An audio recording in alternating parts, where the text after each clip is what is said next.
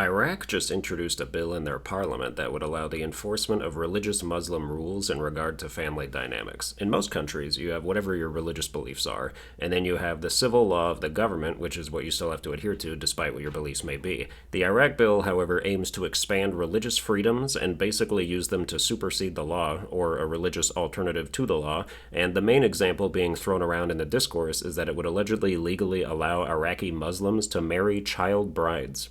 Of course, this still happens anyway, they're just not currently supposed to. These are girls who are too young to even become Pokemon trainers, and these ultra-conservative religious fucking freaks are already gooning at them. Their prophet, Muhammad, the guy you're never supposed to draw or these very sane people will kill you, not that you'd even recognize him if you did draw him, was 53 when he supposedly married a 6-year-old girl and then banged her when she turned the ripe old age of 9. Cool prophet. Sounds like a guy to start a religion over.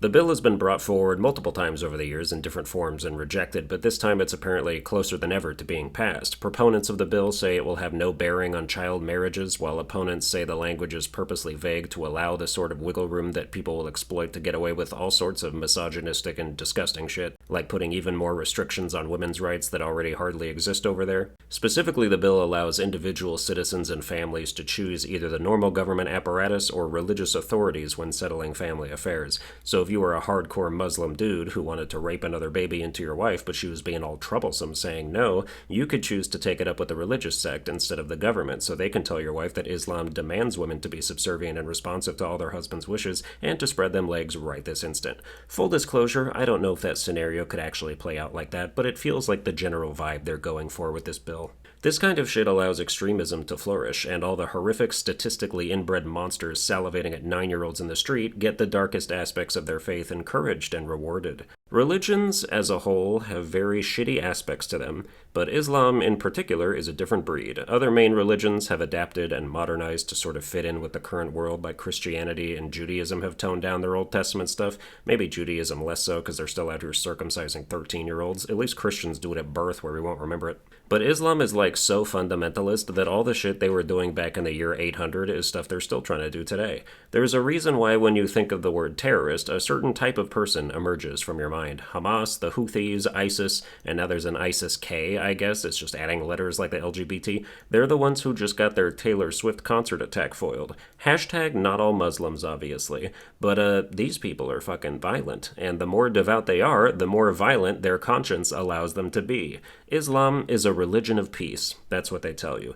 But peace is the single ideal that is the most bloody to pursue. Wars fought to preserve peace. No goal has a higher death count, and nobody ever fucking achieves it. Everything is a disruption. There is no peace when your neighbor gets their car broken into, or people a couple blocks over are murdered, or anyone in your community is attacked. Evil and disorder and desperation loom over the horizon, ready to strike random areas like lightning at any given time. Like, the only way to have actual peace would be to form a coalition of lockstepped ideology and eventually successfully kill everyone who didn't fit in with you. Then you can have peace, when there's like 30 of you left, and you revert back to a trade-based little farm village Stardew Valley-ass economy, and nobody's hungry, and everyone else is dead.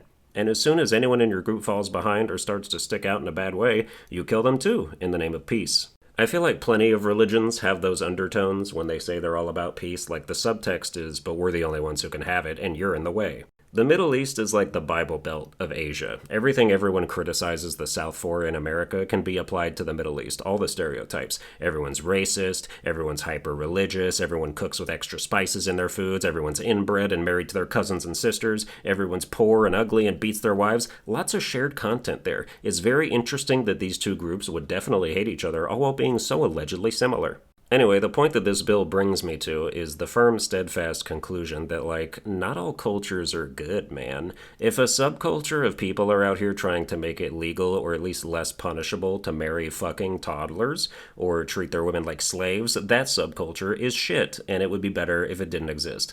I speak for some of my UK viewers who, as of recent times, would be literally sentenced to prison for posting similar sentiments online. This dude in the UK got 38 months in jail for copy-pasting a post that read, "Mass deportation now, set fire to all the fucking hotels full of the bastards for all I care. If that makes me racist, so be it." Not even the original author. Now that's a lot more extreme than what I said, but it's also about people who have been literally roving the streets killing locals, including 3 little girls, probably because they didn't want to get married.